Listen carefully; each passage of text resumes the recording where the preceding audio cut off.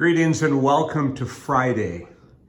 This is the second Friday in our Lenten series as we walk daily along the path of the footsteps of Jesus that lead from the beginning of his public ministry to the conclusion of his life and then the resurrection reality that is at the core of the gospel.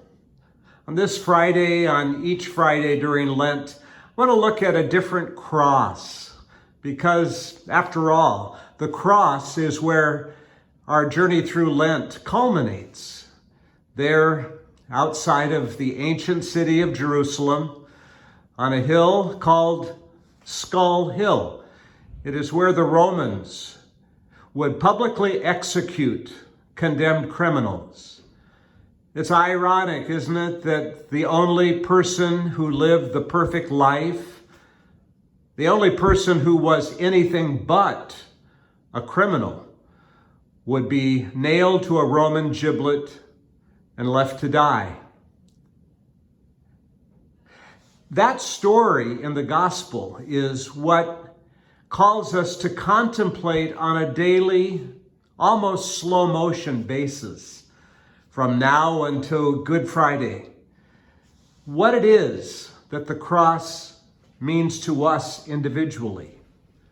The cross that I'm focusing on today is in Alexander Chapel on the campus of Seattle Pacific University. It's a chapel where, as a student, I spent quite a little bit of time. And here before this beautiful stained glass window, contemplating a call to ministry.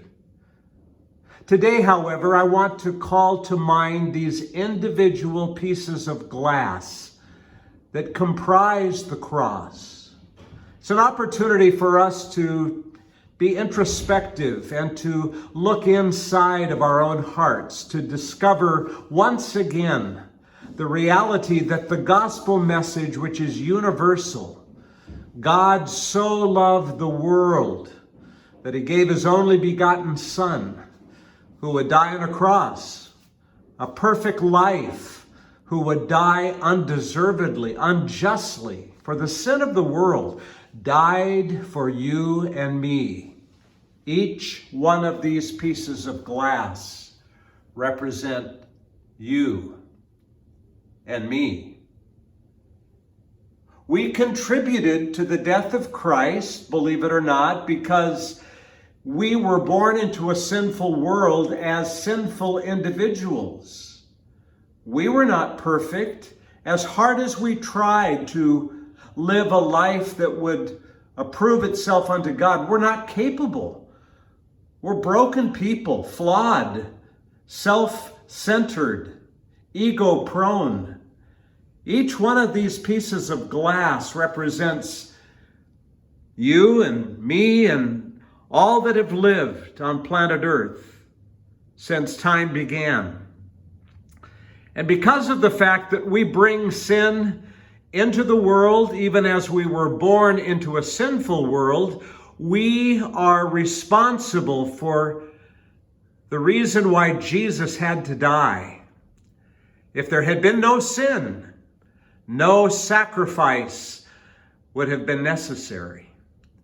But Jesus died for us, you and me, even though we are the ones responsible for having put him on that tree. This window is beautiful. It's a place that I can meditate for hours because it represents the beauty of God's love and grace, as well as telling the story of why there had to be a cross in the first place. Today on this Friday, I invite you to pause with me and pray with me the words that Jesus first taught us, in which we acknowledge our sinfulness and our need to forgive one another. Would you pray with me? Our Father, who art in heaven, hallowed be thy name. Thy kingdom come, thy will be done on earth as it is in heaven. Give us this day our daily bread, and forgive us our sin as we forgive those who sin against us. Lead us not into temptation, but deliver us from evil. For thine is the kingdom and the power and the glory forever and ever. Amen.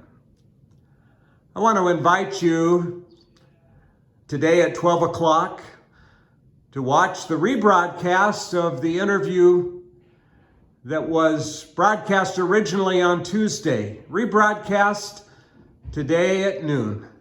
And then I would like to invite you to have a wonderful weekend. And don't forget, Sunday from Chapel by the Lake, live on Channel 370 at 11 o'clock Sunday morning, rebroadcast at 7 p.m.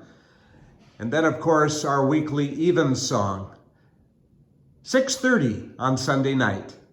Rebroadcast on Monday at 7 o'clock.